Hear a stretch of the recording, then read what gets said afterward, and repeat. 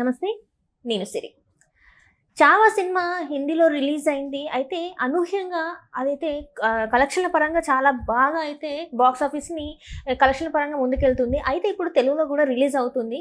మరి తెలుగులో కూడా రిలీజ్ అయిన తర్వాత 1000 కోట్లు మరి వసూలు చేస్తుందా 'చావా' సినిమా? మరి ఏంటి అనేది ఇప్పుడు మనకి ఒక చర్చనీయాంశం అయింది. అంటే సినిమాలో ఇప్పుడున్న టైంలో 1000 కోట్లు, అసలు 500 కోట్లు, లేకపోతే 100 కోట్లు రావడమే పెద్ద విశేషంగా చూస్తున్నాం. మరి ఇది నార్మల్‌గా హిందీ వర్షన్‌లోనే 300 కోట్ల పైగా దాటేసింది. మరి తెలుగులో రిలీజ్ అయిన తర్వాత మరి 1000 కోట్లు చేరుకునే అవకాశం ఉందా లేదా అనే అంశాన్ని మనకు వివరించడానికి మనతో పాటు ఉన్నారు ప్రముఖ సినీ క్రిటిక్, సీనియర్ జర్నలిస్ట్ జగదేవ్ గారు. నమస్కారం సార్. నమస్తే. సార్, ఇప్పుడు చూసుకుంటున్నట్టయితే 'చావా' ఒక మరాఠా యోధుడు, వీరుడు అని మనం చెప్పుకోవచ్చు.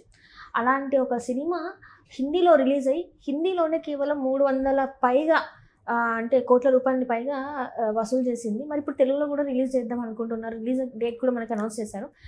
తెలుగులో రిలీజ్ చేస్తే 1000 కోట్ల వసూలు చేసే అవకాశం ఉందా?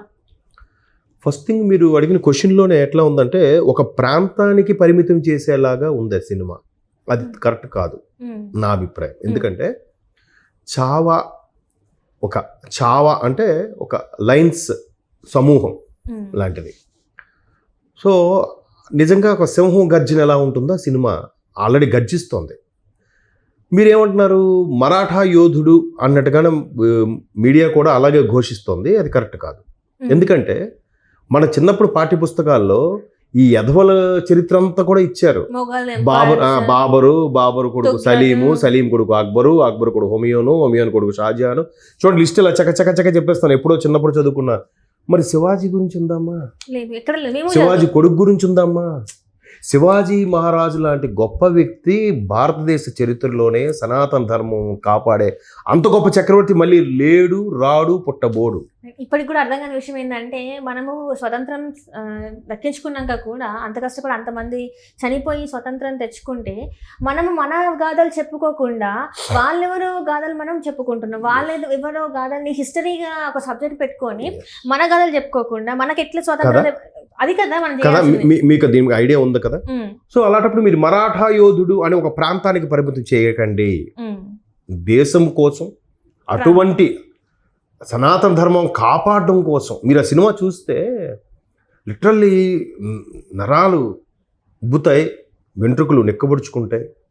ది సేమ్ టైం బాధ, ఆక్రోశం, ఎంత దారుణమా, ఎంత జరిగిందా అని మాట రాదు నోటి నుంచి బయటకు వచ్చే టైంకి. మనకి నిజంగా ఆ వికీ కౌశల్ మరి నిజంగా ప్రాణం పెట్టేశాడు ఆ హీరో అయితే. సో అట్లాంటి సినిమాని ఒక భాషకు పరిమితం చేయడం వల్ల కలెక్షన్స్, ఇప్పుడు రేపు మీరు తెలుగులో అంటున్నారు, రేపు 7వ తేదీన ఎప్పుడో ఉంది, మన అల్లు అరవింద్ గారు కైవసం చేసుకున్నారు దాన్ని. మిగతా అన్ని భాషలు చేస్తే 1000 కోట్లు ఎంతసేపు అమ్మా? ఎవరి నోట విన్నా ఏం తీసారా, ఏం సినిమా.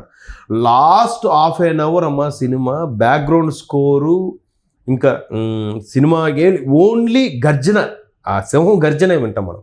అంటే ఆ సంభాజీ యొక్క వాయిస్ మీద నడిచింది అనుకో సినిమా. ఇంకా నిజంగా పిక్చరైజేషన్ టేకింగ్ అద్భుతం నిజంగా. అంటే ఒక విధంగా మనకి కాశ్మీర్ ఫైల్స్ కానీ, నిజాం నవాబుల యొక్క ఇవి కానీ, ఇవన్నీ ఎవరికి చెప్పలే. అంటే ఇంకా వాళ్ళు వెళ్ళిపోయినా, వాళ్ళు అంతరించిపోయినా, వాళ్ళకి ఇంకా తొత్తుల్లాగా వాళ్ళ కింద పాముకొని వాళ్ళు పోసేస్తే తాగేసేలాగా బతుకుతూ ఉన్నారంటే ఇంకా కొంతమంది ఏమనాలి చెప్పండి. మనం అదే మాట్లాడుకుంటాం కదా ఇప్పటికీ కూడా, వాళ్ళ వంశస్థుల గురించి, వాళ్ళ దాని గురించి మరి అదే మన దౌర్భాగ్యం. అయితే లక్కీగా వాళ్ళని కూడా మనము వాళ్ళని ఏదో గొప్పగా ట్రీట్ చేస్తున్నాం. పేర్లు చెప్తే ఒక్కొక్కడికి మనోభావాలు దెబ్బతింటాయేమో, అది వేరే విషయం. నిజంగా సోషల్ మీడియా, ఆ ఒక్క విషయంలో నేను హ్యాట్స్ ఆఫ్ చెప్తాను. సోషల్ మీడియా వచ్చిన తర్వాత కాలగర్భంలో కలిసిపోయిన చరిత్ర అంతా కూడా మరలా బయటికి వస్తుంది, ఉబికి వస్తుంది. కొంతమంది నిజంగా అండి 2004 ముందు చంద్రబాబు నాయుడు గారు ముఖ్యమంత్రిగా ఉన్నప్పుడు ఒక సమాఖ్య కూడా నిర్వహించారట.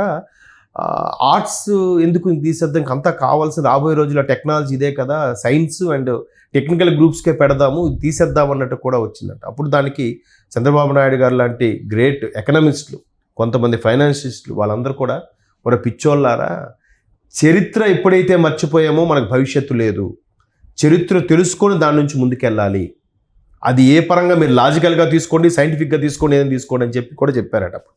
సో అంటే ఈ సందర్భం ఇది కాదు, అటు వెళ్తుంది మనకి టాపిక్.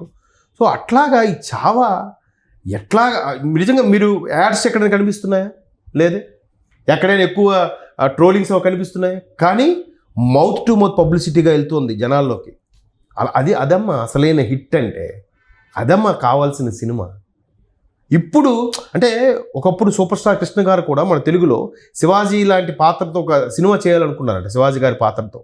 బట్ ఎక్కడ మత విద్వేషాలు రెచ్చగొట్టబడతాయో, ఎక్కడ ఇష్యూస్ అవుతాయో అని భయపడి ఆగిపోయారంట. ఆయన కూడా ఒక ఇంటర్వ్యూలో చెప్పడం నేను చూశాను. సో ఇప్పుడు మెల్లమెల్లగా బయటకు వస్తున్నారు. ఎవడో మనోభావాలు దెబ్బతింటే, జరిగిన చరిత్రని చూపించడానికి ఎవడు మనోభావాలు దెబ్బతింటే ఆడెవడు లేడు కదా ఇప్పుడు. అప్పుడు ఎవడైతే ఇంకా వాళ్ళ పేర్లు చెప్పుకొని చాలా మంది మత విద్వేషాన్ని రెచ్చగొట్టే వాళ్ళు ఇప్పటికీ కూడా ఉన్నారు. ఇప్పటికీ అలాంటి వాటికి ఎక్కడ సందు దొరికితే వాళ్ళని అంటే ఇలా చేద్దామని చెప్పేసి ప్లాన్ ఉన్నాయి కాదనట్లేదు. ఒక వ్యక్తి కానీ ఒక వ్యవస్థ కానీ దేశం కానీ అభివృద్ధి చెందుతుందంటే దానికి వెనకపట్టి కప్ప కథలాగా వెనక లాగునేవాడు చాలా మంది ఉంటారు. మనం ఇంకోటి తెలుసా మీకు, భారతీయుల్ని కొన్ని ఏదో దేశంలో మలేషియాలో ఎక్కడో అంట ద్వేషిస్తారంట. ఎందుకంటే ప్రపంచంలో ఈ బ్రిటిష్ వాళ్ళు ఏ దేశాన్ని కూడా ఎక్కువగా పరిపాలించలేదు మిమ్మల్ని పరిపాలించినట్టుగా. మిమ్మల్ని 150 సంవత్సరాలు పరిపాలించారంటే మీలో మీరే వెధవలు, మీలో మీరే కొంతమంది వాళ్ళకి అమ్ముడుపోవడం వల్ల బ్రిటిష్ వాళ్ళు అన్నేళ్ళు పరిపాలించారు మిమ్మల్ని, లేకపోతే ఇన్నేళ్ళు పరిపాలించేవారు కాదని కూడా వాళ్ళకి ఒక బలమైన నమ్మకం ఏర్పడుతుంది. మీరు ఏ వ్యవస్థని తీసుకోండి, మన వాళ్ళు రూపాయికి ఎక్కడైనా బయట పనికి రూపాయి ఇస్తా అని అనుకోండి, నాకు పావలై జాలు చేసేస్తానంటాడు. ఆ రేంజ్ అలా ఉంచనివ్వడం.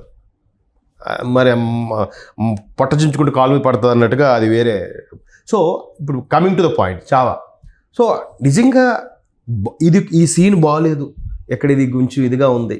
ఇప్పుడు చాలా వచ్చాయి కదా, పద్మావతి అని, భాగమతి అని చాలా సినిమాలు వచ్చాయి. అవన్నీ వచ్చినా ఓకే, విజువల్ వండరు, ఏదో చేశారు, ఒక కోట అండ్ దాని నగలు డ్రెస్సు చూడడానికి వెళ్ళారు. కానీ దీని గురించి ఎవరు అలా మాట్లాడలేదు. నిజంగా సింహగర్జన ఇది కదా మనకు తెలియాల్సింది. నిజంగా సంభాజీ మహారాజ్ గురించి నేను సోషల్ మీడియాలో ఈ సినిమా రిలీజ్ అవ్వకముందు చూస్తే, ఆయన ఏదో ఒక ఇష్యూ మీద ఢిల్లీకి 15 గంటల్లో 16 గంటల్లో గుర్రం మీద కూడా వెళ్ళిపోయాడంట, 15 అవర్స్లో. అక్కడ మహారాష్ట్ర నుంచి ఢిల్లీ వరకు, ఆ రాష్ట్రం వరకు. మనం బై రోడ్ వెళ్ళడానికే ఇంత సూపర్ ఫాస్ట్ కార్లు, ఐసీసీ కార్లు వచ్చినా కూడా వెళ్ళలేకపోతున్నాం, ఎంత రోడ్లు బాగున్నప్పటికీ. సో ఎంత టాలెంటెడో, ఎంత నిజంగా వీరుడో చూడండి. ఆఖరికి కళ్ళు పొడి తీసేసినా కూడా నేను ఈ మతంలోనే చేస్తాను తప్ప భయపడ్డా అనమాట. ఆఖరికి వాడు కళ్ళు పీకేవాడు కూడా, సాబ్ నువ్వు కళ్ళు చూడొద్దు అని కూడా చెప్తాడు, నీ చూడలేకపోతాను నీ కళ్ళు అని. సో అలాంటి సినిమాని జనాలు నిజంగా ఆదరిస్తున్నారు. Thanks to all people who our support to the Sanatana Dharma కానీ భారతీయ సంస్కృతి గురించి కానీ. సో ఇప్పుడు అన్ని భాషలో వచ్చిన తర్వాత ఈజీగా మార్కు దాటుతుందని అనిపిస్తుంది నాకు. ఇప్పుడు పుష్పాన్ని తీసుకోండి, అన్ని భాషలో అయిన తర్వాత 1870 కోట్లు మార్కు సెకండ్ ర్యాంక్లో ఉంది. ఇప్పుడు అది బాహుబలిని దాటేసింది. బట్ అదేంటది దబాంగ్ కాదు, దంగల్ కన్నా వెళ్ళదు. సో ఇప్పుడు ఇది అంతకు మార్కు రాసి అయిపోయినా ఈజీగా 1000 కోట్ల క్లబ్లో అయితే చేరిపోతుంది.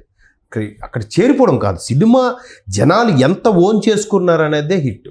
ఆ పరంగా చూస్తే మిగతా ఇంతకుముందు వచ్చిన సినిమాలు అన్నిటికన్నా ఇది బ్లాక్ బాస్టర్ అనే పదం కూడా చాలా చిన్నది దీనికి.